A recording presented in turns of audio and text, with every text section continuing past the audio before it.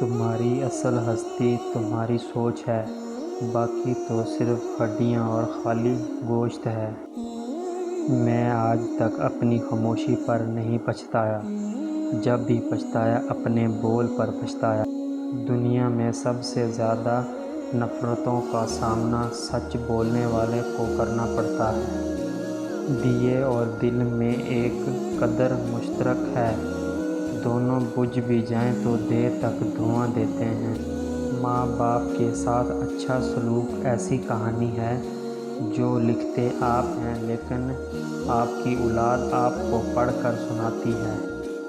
اپنے آپ میں کچھ کمال پیدا کر تاکہ دوسروں میں کمال دیکھ کر تم کہیں غم میں نہ پڑ جاؤ۔ کسی کی پہچان علم سے نہیں ہوتی بلکہ ادب سے ہوتی ہے، کیونکہ علم تو ابلیس کے پاس بھی بہت تھا لیکن وہ ادب سے محروم تھا۔ درویشوں کے علاوہ دنیا کے باقی لوگ بچوں کی مانند ہیں جو دنیا کے کھیل میں مگن ہیں۔ سلامتی اسی میں ہے کہ اپنا منہ بند رکھو۔ جب تک مچھلی کا منہ بند رہتا ہے وہ کانٹے کی گرفت میں نہیں آتی۔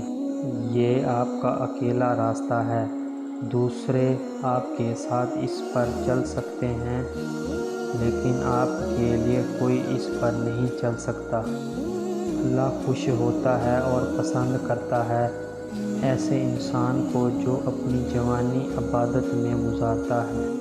عقل کو خواہش پر فضیلت حاصل ہے، کیونکہ عقل زمانے کو تمہارے ہاتھوں میں دے دیتی ہے جبکہ خواہش تمہیں زمانے کا غلام بنا دیتی ہے۔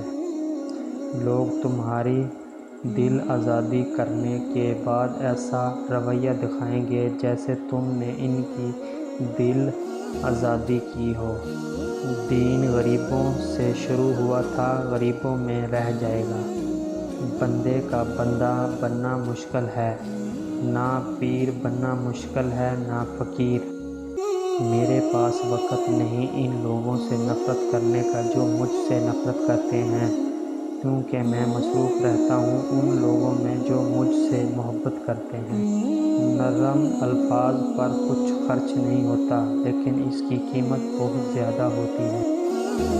اگر حق کہنے کی استطاعت نہیں رہے تو باطل کے لیے تالیاں مت بجاؤ۔ تم صرف یہ نہ دیکھ کہ یہ خاکی تن ہے جس کو فنا ہو جانا ہے، بلکہ اس میں باقی رہنے والے کو دیکھ۔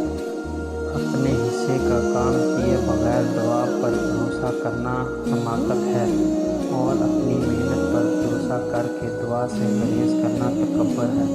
اپنے آپ کو چھوٹا نہ سمجھو، تم بے خودی کی عالم میں خود ایک کائنات ہو۔ دولت دنیا کی ہو یا ایمان کی، جتنی بڑی ہو جائے گی اتنی نیند کم ہوتی جائے گی۔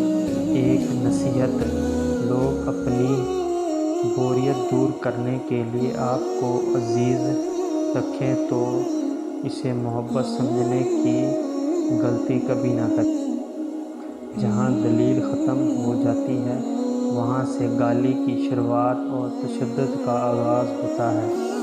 شدید دکھ ہوتا ہے جب ہم کسی پر اندھا یقین کریں اور وہ ثابت کر دے کہ ہم واقعی اندھے ہیں۔